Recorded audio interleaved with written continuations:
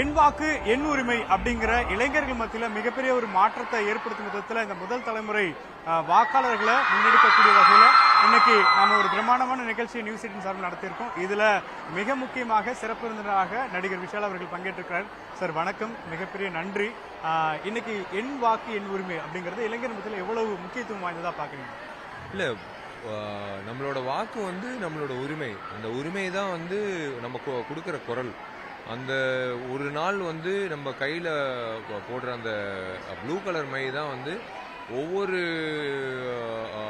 நாடாளுமன்ற தேர்தல் நிற்கிற அந்த அந்த அந்த பிரதிநிதி வந்து கிரீன் சிக்னேச்சர் போடக்கூடிய ஒரு வாய்ப்பு நம்ம கொடுக்க போகிறோம். ஸோ நான் ஒரு வாக்காளராக வந்து கண்டிப்பாக நான் என்னோட வாக்கு நான் தவற மாட்டேன். அன்னைக்கு 19ஆம் தேதி விடுமுறைன்றதுனால வீட்லேயே ஜாலியாக இருக்குது அப்படி இல்லை.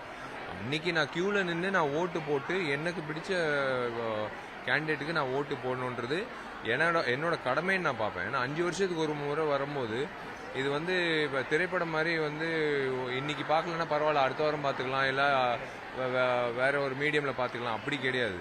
வாக்களிக்கிறது ஒரு நாள் தான். அந்த ஒரு நாள் நீங்கள் வாக்களிச்சிங்கன்னா 5 வருடங்களுக்கு வந்து நீங்கள் எதிர்பார்க்குற அந்த சமுதாயத்தோட மாற்றமோ இல்லை நீங்கள் எதிர்பார்க்குற அந்த விஷயங்கள் வந்து வரும். அதில் முக்கியமாக முதல் தடவை வாக்களிக்கிற அந்த 10 லட்சம் பேர் வந்து கண்டிப்பாக வந்து வாக்களிக்கணும்.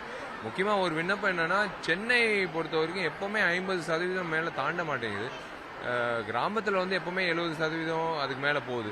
சென்னை மாநகராட்சி சம்பந்தப்பட்ட வாக்காளர்களுக்கு ஒரே ஒரு விண்ணப்பம், வாங்க, வெயில அடிக்கும், கண்டிப்பாக கூட்டம் இருக்கும், கியூ நிற்கும். ஒரே ஒரு நாள் மட்டும் அந்த சிரமம் பார்க்காம நீங்கள் வந்து வாக்களிச்சிங்கன்னா கண்டிப்பாக வந்து கரெக்டான அந்த கேண்டிடேட்ஸ் போய் நம்மளுக்காக வந்து குரல் கொடுப்பாங்க பாராளுமன்றத்தில். ஏன்னா தமிழ்நாடு பொறுத்த வரைக்கும் நம்மளுக்கு வந்து நம்மளோட விஷயங்களை வந்து அங்கிட்டு போய் நார்த்தில் சொல்லும் போது கரெக்டான கேண்டிடேட்ஸ் போகணும். அந்த கரெக்டான கேண்டிடேட்ஸ் அனுப்புறது வந்து நீங்கள் தான் அனுப்பணும். நீங்கள் எப்படி வந்து ஊருக்கு வந்து உங்களோட உறவினர்கள் வந்து கூட இருந்து ட்ரெயின் ஏற்றியோ இல்லை ஃப்ளைட் ஏற்றியோ இல்லை வண்டி ஏற்றி நீங்கள் அனுப்புறீங்களோ அதே மாதிரி தான் நீங்கள் வந்து இந்த கேண்டிடேட்ஸை நீங்கள் வழியை ஏற்றி அனுப்புகிற ஒரு நாள் வந்து ஃப்ரைடே 19. அது முக்கியமான நாள். நீங்கள் முதல் முறையாக வாக்கு செலுத்தும் போது அந்த பதட்டம் இருந்துச்சா? எவ்வளவு தைரியமாக முன் வந்து வாக்கு செலுத்துங்க? இல்லை, எனக்கு வந்து ரொம்ப சந்தோஷமா இருந்தது. ஒரு என்னோட வயசு ஞாபகம் வந்தது, அதே சமயத்தில் என்னோட முன்னேற்றம் ஞாபகம் வந்தது சமுதாயத்தில். அப்படின்னா ஒரு அங்கீகாரம், எனக்கும் ஒரு பங்களிப்பு இருக்கு, நானும் வந்து ஒருத்தரை தேர்ந்தெடுக்கலாம் அப்படின்ற ஒரு. ஏன்னா நான் வேடிக்கை தான் பார்த்துட்டு இருந்தேன், அது அப்போ வரைக்கும் டிவி தான் பார்த்துட்டு இருந்தேன். இப்போ நான் வந்து வாக்களிக்கிறதுக்கு எனக்கும் கார்டை காட்டிட்டு, ஓட்டிங் ஐடி கார்டு காட்டிட்டு நான் வாக்களிக்கும் போது எனக்கு ரொம்ப பெருமையாக இருந்தது.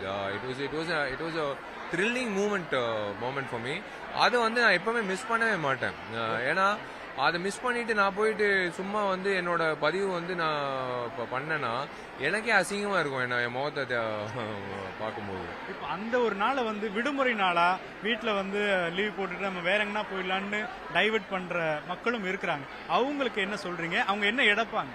இல்ல, இது நல்ல வேளை ஞாயிற்றுக்கிழமை வைக்கல. ஏன்னா சாட்டர்டே நைட்டு லேட்டா தூங்கி பல பேர் வந்து ஓட்டு போடுறது லேட்டா போடுவாங்க. இது வெள்ளிக்கிழமைன்றதுனால இது விடுமுறை தான். ஆனா விடுமுறைன்றது நீங்க வந்து அதிகமா தூங்குறதுக்காகவோ இல்ல நீங்க வெளியில போய் ஃபேமிலியோட சாப்பிட்றதுக்காகவோ இல்ல வந்து ஜாலியா இருக்கிறதுக்காகவோ கிடையாது. அந்த விடுமுறை ஒரு நாள் கொடுக்கறது வந்து அந்த ஒரு நாள்ல நீங்க அடுத்த 5 வருஷம் நீங்க வந்து தேர்ந்தெடுக்க போற அந்த கேண்டிடேட்டுக்கான விடுமுறைன்னு சொல்லலாம். அந்த நாள் வந்து அதான் 3 விஷயம் இருக்கு. ஒன்னு, நீங்க எல்லாமே வந்து கிளைமேட்டை பார்ப்பீங்க, அப்புறம் கூட்டத்தை பார்ப்பீங்க. கூட்டத்தை பார்த்துட்டு திரும்ப வண்டி எடுத்துட்டு போயிடுவாங்க. அதே சமயத்தில் வந்து சில பேர் வந்து இப்படிதான் இருக்கும் சமுதாயம் அப்படின்ட்டு லிவிங் ரூம்லேயே உட்காந்து இப்போ பேசுறவங்க இருக்காங்க. தயவு செஞ்சு வாங்க, வெளில போதும். நம்ம எல்லாம் வந்து வெளியில வந்து ஓட்டு போட்டாதான் இனிமே வந்து மாற்றங்கள். இத்தனை வருஷம் சுதந்திரம் வந்ததுக்கு அப்புறம் எத்தனையோ கிராமத்துல இன்னும் தண்ணி குடிநீரே இல்லாம இருக்கு. எத்தனையோ இடத்துல வந்து இன்னும் நம்ம வந்து பிரச்சனைகள் சொல்லிட்டு இருக்கோம். எத்தனை நாள் தான் பிரச்சனைகள் சொல்றது? அந்த பிரச்சனைக்கு தீர்வு நீங்க தான். ஸோ அந்த விடுமுறையெல்லாம் பார்க்காதீங்க. அந்த விடுமுறை கொடுத்தது வந்து நீங்க வந்து எந்த வேலைகள் இல்லாம எந்த சுமை இல்லாம நீங்க வந்து ஓட்டு போடுறதுக்கான ஒரு விஷயம். இன்னொரு விஷயம் இன்னும் மாறாம இருக்கிறது, காசு வாங்கிட்டு ஓட்டு போடுறது. அதுல எவ்வளவு விழிப்புணர்வா இருக்கும்? இல்ல, நீங்க இப்போ காசு வந்து வாங்குறத விட கொடுக்கறது வந்து நிப்பாட்ட மாட்டாங்க. நான் அதுதான் சொல்லுவேன். கொடுக்கறவங்க கொடுத்துக்கிட்டு தான் இருப்பாங்க. ஏன்னா என்னன்னா அந்த தைரியம் அவங்களுக்கு இருக்கு. இவங்க வாங்குவாங்க, காசு வாங்கினா நம்மளுக்கு ஓட்டு விழுந்துரும், இவங்க கிட்ட எல்லாம் வந்து நம்ம கிட்ட அந்த மேனிஃபெஸ்டோ எல்லாம் காட்டிட்டு நம்ம என்ன செய்ய போறோம், என்ன நல்லது செய்ய போறோம், இதெல்லாம் அவசியம் கிடையாது. காசு கொடுத்தா போதும்னு வாங்குங்க, காசு தைரியமா வாங்க. உங்க காசு தான் அவங்க கொடுக்கறது வந்து உங்களோட காசு. போன 5 வருஷம் ஆட்டையை போட்ட காசு தான் உங்களுக்கே திருப்பி கொடுக்குறாங்க. நீங்க உங்க காசை நீங்க திருப்பி படிச்சுக்கோங்க, வச்சுக்கிட்டு அதுக்கப்புறம் உங்களுக்கு பிடிச்ச கேண்டிடேட்டுக்கு நீங்க ஓட்டு போட்டுருங்க. அதுதான் நான் சொல்ல விரும்புகிறேன். தொடர்ச்சியாக இன்னைக்கு மிகப்பெரிய அளவுல இந்த நிகழ்ச்சியானது ஏற்பாடு செய்யப்பட்டிருக்கிறது.